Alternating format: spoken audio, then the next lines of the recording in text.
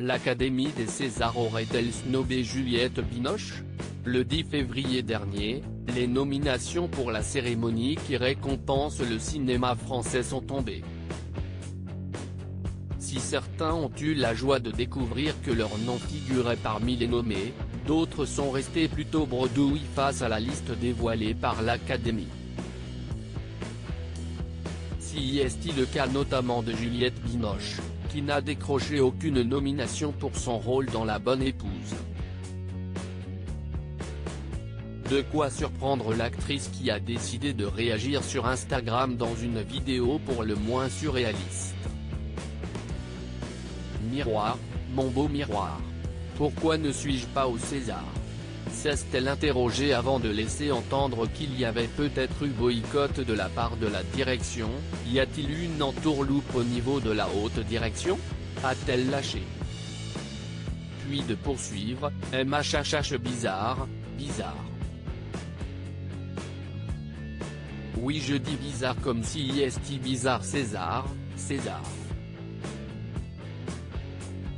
Visiblement déçue, elle a néanmoins tenu à féliciter ses partenaires de jeu, Noémie Lvovsky, Yolande Moreau et Édouard Baird qui ont, tout de même été nommés, dans les catégories meilleure actrice dans un second rôle et meilleur acteur dans un second rôle.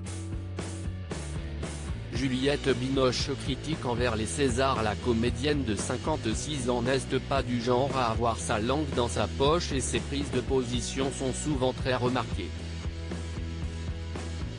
Déjà l'année dernière, elle ne s'était pas gênée pour donner son avis très tranché sur la cérémonie de l'année dernière.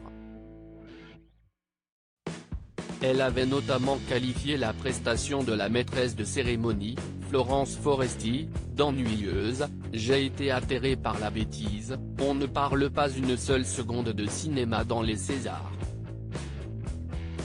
Si est un one-man show raté narcissico-ennuyeux, mais bon, ça fait un moment que si est comme ça. Si est une espèce de ribambelle de one-man show, ça n'a rien à voir avec le cinéma. Avait-elle déclaré sans langue de bois.